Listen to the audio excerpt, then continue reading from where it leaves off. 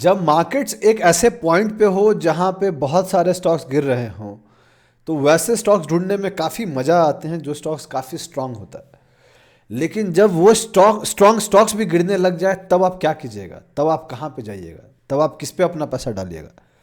यही चीज़ इस मार्केट में अब होने लग गया है। एक लंबे टाइम तक पिछला 2-2.5 महीने में फिर भी ऐसे स्टॉक्स बच रहे थे जो स्ट्रांग होल्ड कर रहे थे और वो ऊपर जा रहे थे। अभी भी कुछ हैं, बट वो लिस्ट धीरे धीरे छोटी होती जा रही। सुनो लेटर वो सारे स्टॉक्स पकड़े जा रहे हैं जो अभी तक स्ट्रांग बचे थे। अब ऐसा लगता है कि मार्केट्स उस पॉइंट पे आ गया है जहां पे वो सबका इलाज करना चाहता है, एक तरीके से सबको बराबर करना चाहता है। तो ऐसे में हम एक ऐसे स्टॉक के बारे में बात करने जा रहे हैं जो स्टॉक काफ़ी स्ट्रांग रहा है एक लंबे टाइम तक। मैंने उसको काफ़ी ट्रेड भी किया है। रिसेंटली मैं उसके बारे में बात भी कर रहा था, इंस्टाग्राम पे भी बात किया था और यूट्यूब पे भी शायद मैंने बात किया है। I am not sure, but मैंने बात तो किया है शायद। तो अगर आप मुझे फॉलो कर रहे होंगे तो कहीं ना कहीं मैंने बात जरूर किया है इसके बारे में। और वो स्टॉक के बारे में ऐसा लगता है कि वो स्टॉक अपना स्ट्रक्चर बदल रहा है फाइनली, और ऐसा लगता है कि यहाँ से वो भी स्टॉक और करेक्ट हो सकता है। वो स्टॉक का नाम क्या है? वो स्टॉक का नाम है डिक्सॉन टेक्नोलॉजीज। डिक्सॉन एक काफ़ी बड़ी कंपनी, काफ़ी फेमस कंपनी है। पिछले 3-4 साल 5 साल में इंसेन रिटर्न्स दिया है। तो ऑब्वियस है कि जब कंपनी इतनी पागल जैसे रिटर्न देती है तो कंपनी बहुत अच्छी होती है, और इसलिए मार्केट कैप उसका काफ़ी बड़ा हो गया। लेकिन अब ऐसा लगता है कि डिक्सॉन का भी स्ट्रक्चर बदल रहा है। कुछ लोगों का सवाल था कि डिक्सॉन के साथ उनको क्या करना चाहिए, तो मैंने सोचा कि एक स्टॉक एनालिसिस वीडियो बना देते हैं, क्योंकि ये one of the major stocks था जो पिछले 3-4 साल में बहुत ज़्यादा चला था। तो इसलिए उसके एनालिसिस करने का फ़ायदा भी है। पॉइंट नंबर 2, और वो ये है कि ये वीडियो स्टॉक एनालिसिस वीडियो है, तो जो भी मैं इस वीडियो में बात करूंगा मैं अपने हिसाब से बात करूंगा, मैं अपना ओपिनियन दूंगा।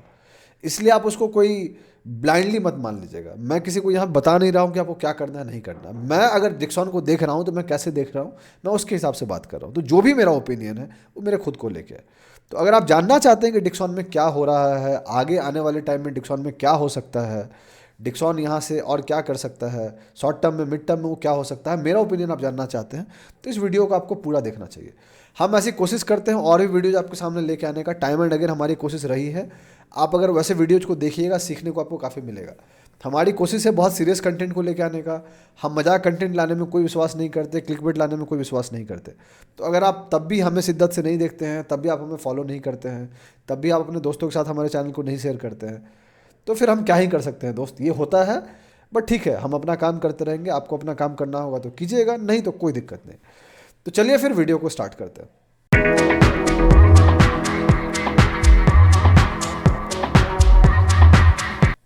कैसे हैं आप लोग? मेरा नाम ब्रजभूषण है और मैं आप लोग का स्वागत करता हूं आप लोग के अपने चैनल पे, जिसका नाम ट्रेड विद भूषण है। जैसा कि आप जानते हैं कि इस वीडियो में हम स्टॉक एनालिसिस बात करेंगे, जिसका नाम है, जिस स्टॉक के बारे में हम बात करेंगे वो स्टॉक का नाम है डिक्सॉन टेक्नोलॉजीज। आगे बढ़ने से पहले मैं आपको 2 चीज़ बता देना चाहता हूँ। पॉइंट नंबर 1, मैं सेबी रजिस्टर्ड नहीं हूँ। जो भी मैं बात कर रहा हूँ इस वीडियो में टिप या रिकमेंडेशन नहीं है, वो लर्निंग पर्पज़ है। इसीलिए आप उसको टिप या रिकमेंडेशन मत मानिएगा। आप अपना रिस्क जरूर मैनेज कीजिएगा, अपना रिसर्च जरूर कीजिएगा जो भी लेने के लिए। मुझे जो आता है, जो समझता है, वही मैं आपके सामने लेके आता हूँ। मैं गलत हो सकता हूँ, हर दूसरी बार मैं गलत होता हूँ, तो आपको ये ध्यान रखना है। पॉइंट नंबर 2, आपको कोई भी फाइनेंशियल डिसीजन लेना है उसके लिए अपने फाइनेंशियल एडवाइजर को जरूर डिस्कस करें, बिकॉज वो सही लोग होंगे आपका एडवाइस करने वाले। हम जैसा इंसान सही लोग नहीं होगा, बिकॉज हमें आपका रिस्क नहीं पता, हमें आपका माइंडसेट नहीं पता, आपको हमारा रिस्क नहीं पता, आपको हमारा माइंडसेट नहीं पता। ठीक है, अब चलते हैं, बात करते हैं। तो चलते हैं सीधे चार्ट्स पे और फिर देखते हैं। आपके सामने जो चार्ट दिख रहा है वो निफ्टी का चार्ट है। यहाँ पे मैं एक ही चीज़ दिखाने के लिए सोचा कि इसको भी कवर कर लेता हूँ।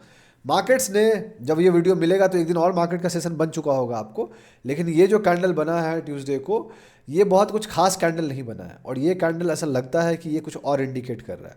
ये जो थोड़ी मोड़ी कंसोलिडेशन हुई थी, ये और नीचे जाना चाहता है और ये इसके नीचे क्लोजिंग हो गया। ठीक है, विच मीन्स कि हम ये कंफर्म कर रहे हैं कि इसकी कोई वैल्यू नहीं है। ठीक है, अभी निफ्टी करंट प्राइस 23,000 है और जब ये वीडियो मिलेगा तो शायद ये चेंज हो चुका होगा, हल्का सा ऊपर या हल्का सा नीचे जा चुका होगा। एक लेवल जो मैंने मार्केट अपडेट में बात किया था, अगर डिटेल डिस्कशन जानना है तो आप मार्केट अपडेट का वीडियो जाके देख लीजिएगा, वहाँ पे आपको मिल जाएगा। वो लेवल है 22,800 का, वो ये लेवल है, ये वाला जोन। अगर इस जोन के हम नीचे चले जाते हैं, ये यहाँ पे जो आप देख रहे हैं सपोर्ट पाया था, ये वाला जोन के अगर हम नीचे चले जाते हैं तो फिर प्रॉब्लम होगी। तो अगर ये कैंडल बन गया है, लेकिन इसकी कंफर्मेशन जो है नीचे जाने की, वो 22,800 को ब्रेक होने के बाद होगा। तो अगर 22,800 हम ब्रेक कर देते हैं तो दोस्त फिर ये पूरा ओपन हो जाएगा सीधा 21,800 के लिए। तो फिर 1000 पॉइंट का डाउनफॉल वो एक रास्ता खुल जाएगा उसके लिए, which we can not afford for now, because अभी के टाइम पे अगर आप गौर कीजिएगा तो निफ्टी ऑलरेडी अपने टॉप से ऑलमोस्ट 12.3% के आसपास नीचे है, एंड अगर 22,800 ब्रेक कर देता है तो ऑलमोस्ट 13.3% नीचे जाएंगे, एंड 21,800 पे वो 18 ऑलमोस्ट चला जाएगा 17.5% के आसपास। तो ये कहने के लिए 3-4% ही होगा ऊपर से, बट यहाँ से अगर आप गौर कीजिएगा तो यहाँ से 21,800 जाने का ऑलमोस्ट 5-5.5% है। बट यहाँ पे जो मार्केट ऐसे गिरेगी तो स्टॉक्स और बुरी तरीके से गिरेंगे, बिकॉज ये लास्ट लेग ऑफ पेन होगा, और लास्ट लेग बहुत तकलीफ देती है, इसलिए ध्यान रखिएगा, रिस्क मैनेज कीजिएगा। अब चलते हैं डिक्सॉन पर बात करते हैं। तो डिक्सॉन का चार्ट आपके सामने है। डिक्सॉन एक करंट प्राइस 15,144 रुपीज़ के आसपास है। आप क्लियरली देख सकते हैं कि स्ट्रक्चर ये बदलता हुआ दिख रहा है, राइट। ये कैंडल फॉलोड बाय ये कैंडल, पहले ये आया, फिर ये आया, फिर उससे पहले ये था, तो स्ट्रक्चर क्लियरली बदल गया है। यहाँ तक फिर भी ठीक थी, यहाँ पे स्टॉक ने क्लियरली इंडिकेट कर दिया था कि वो अपना स्ट्रक्चर को बदलना चाहता है, जब ये फेल हुआ और नीचे आ गया। बट अब जब ये वाला लाइन बन गया है तो ये बहुत ज़्यादा क्लियर इंडिकेशन हो गया कि शॉर्ट टर्म में स्टॉक बेयरिश हो गया, इसमें कोई डाउट नहीं है। मिड टर्म में अभी भी बुलिश है, एक्सट्रीम बुलिश है, इसमें कोई डाउट नहीं है। ये कैंडल क्यों बना है? कुछ लोग कहेंगे न्यूज़ के लिए, बिल्कुल न्यूज़ है, बट अब ऐसा हो रहा है कि मार्केट्स एक छोटे से न्यूज़ को भी बहुत निगेटिव लेके चल रहा है। एग्जाम्पल के तौर पे डिक्सॉन के 2-3 न्यूज़ थे। सबसे पहला, इनका रिजल्ट आया, प्रॉफिटेबल थे, इसमें कोई डाउट नहीं है, लेकिन मार्केट्स जितना प्रॉफिट उम्मीद कर रही थी उतना नहीं मिला और इसको बहुत अच्छा रिजल्ट नहीं माना गया।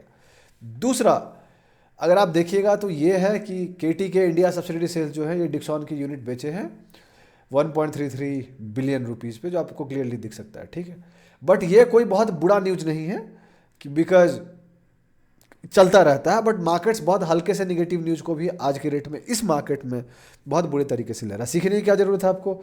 सीखने की ज़रूरत है कि ऑलरेडी रिजल्ट सीजन चल रहा है, बहुत सारे स्टॉक्स अपना रिजल्ट बता रहे हैं, तो अगर आप वैसे स्टॉक होल्ड कर रहे हैं जिसका गलती से भी निगेटिव रिजल्ट आएगा तो आप जितनी जल्दी निकल सकते हैं निकल जाइएगा, नहीं तो मार्केट्स एक दिन में इतना हैमर करेगा। जैसे जोमेटो को जाके देख लीजिएगा, वो प्रॉफिटेबल रहा है, प्रॉफिट थोड़ा सा कम हुआ, बस उनकी कमेंट्री जो थी वो था कि रिटेल कंजम्पशन थोड़ा सा कम हो रहा है, और जोमेटो 10% से ऊपर नीचे गया, जबकि स्ट्रांग सेटअप था और वो भी एक नाम है जो बहुत नीचे गिरा।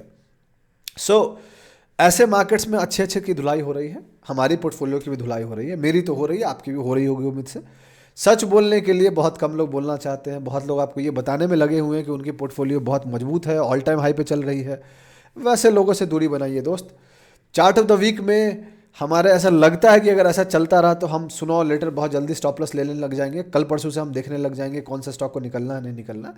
अभी मैं निकलना नहीं चाहता, बिकॉज मार्केट ब्रीथ एक ऐसे पॉइंट पे है जहाँ से मुझे लगता है कि हम थोड़ा सा बाउंस कर सकते हैं, एंड देन फिर मैं कोई कमजोर स्टॉक को निकालने की सोचूंगा, तब तक के लिए मैं निकालने की नहीं सोचूंगा, इसलिए मैं हल्का सा रुक रहा हूँ, ठीक है। तो डिक्सॉन पे चलते हैं। तो डिक्सॉन शॉर्ट टर्म में क्लियरली बेरिश हो गया है, एंट्रीज बनती नहीं यहाँ पे। अगर आप ऐसे बिल्कुल भी सोच रहे हैं कितना गिरा है तुरंत एंट्री कर लेते हैं, तो आप फॉलिंग नाइफ को खरीद रहे हैं, जलते हुए आग में अपना हाथ डाल रहे हैं, वो गलती मत कीजिएगा।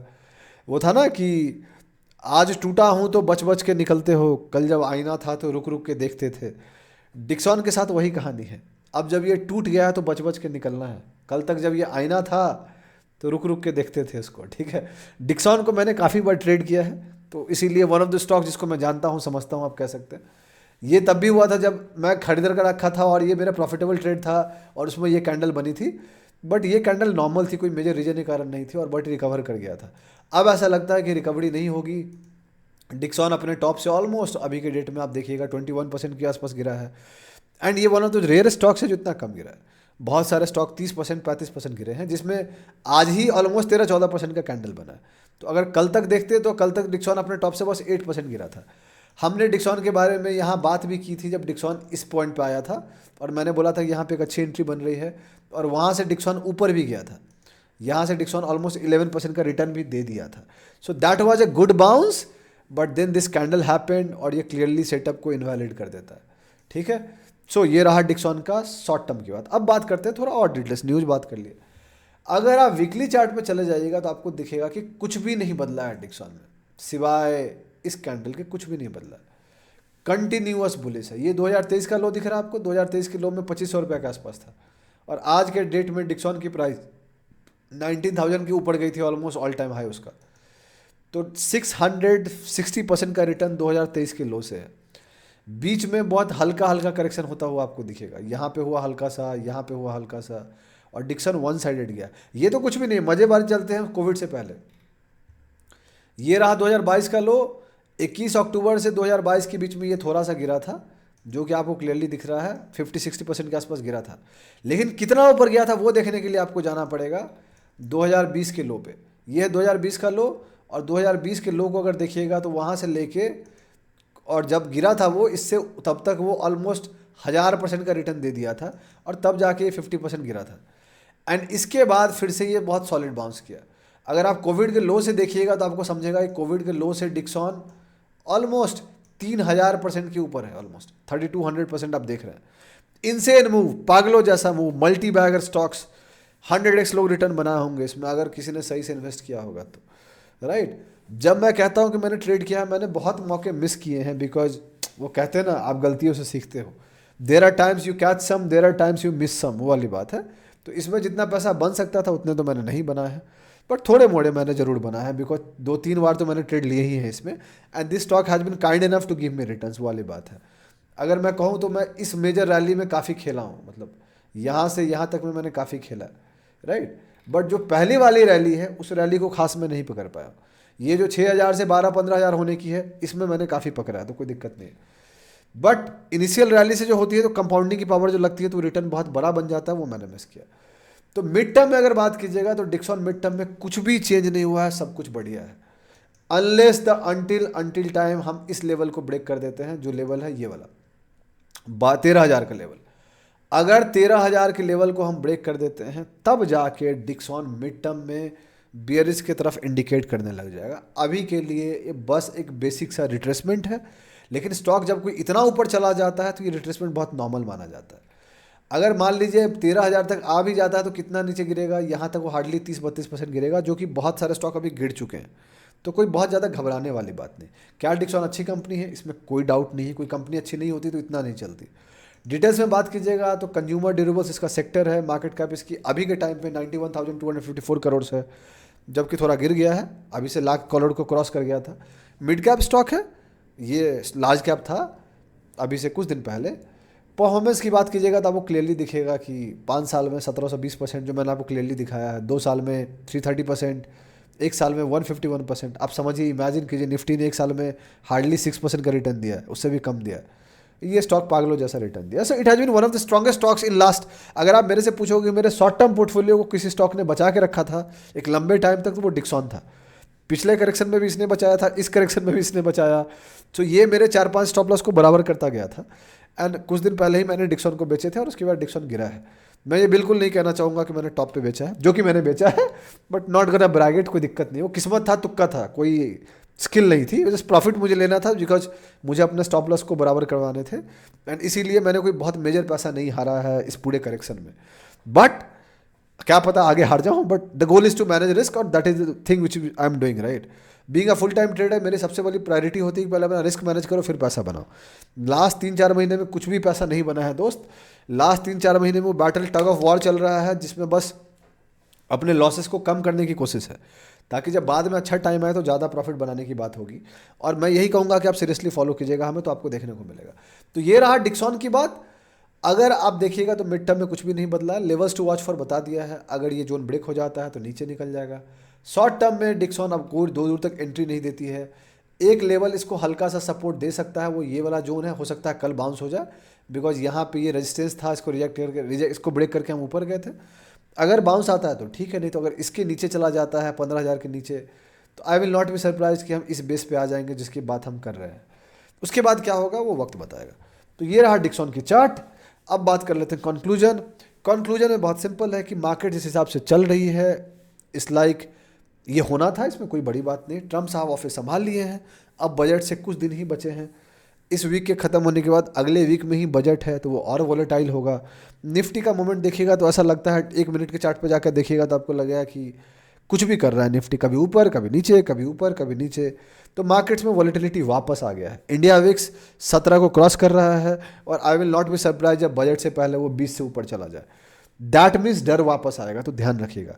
ये वीडियो आपको 22 तारीख को शाम को मिलेगा, और वहाँ से 8-9 दिन बचे हैं, कुछ सेशन बचा है। एफआईआई जनवरी महीने में अभी तक 57,000 करोड़ के आसपास बेच चुके हैं।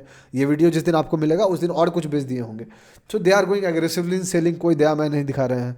निर्मला सीतारमन ने बोला था कि आपको घबराने की जरूरत नहीं कि रिटेल ऑब्जर्व करेंगे। कहाँ है रिटेल, मुझे मिल नहीं रहे हैं। आपको मिल रहे हैं तो बताइएगा। आप यहाँ तक अगर आपने वीडियो देखा है तो कमेंट सेक्शन में बताइएगा कि आपके पास ऐसा कौन सा स्टॉक है जो स्टॉक बहुत बुरी तरीके से गिर रहा है। अगर 15-20 लोग बताते हैं उसमें से जो स्टॉक के बारे में सबसे ज़्यादा बात होगी, हम कोशिश करेंगे उस पर वीडियो बनाने का। ठीक है, तो यही थी टोटल एनालिसिस। अगर आपको अच्छा लगा तो आप लाइक कीजिए इस वीडियो को, चैनल को सब्सक्राइब कीजिए, उनको बोलिए अपने दोस्तों के साथ शेयर कीजिए, उनको बोलिए हमारे चैनल को सब्सक्राइब करने के लिए। बहुत जल्दी मैं आपसे अगली वीडियो मुलाकात करूंगा, तब तक के लिए अपना ध्यान रखें, अपने घर वालों का ध्यान रखें। शुभ रात्रि, चीयर्स।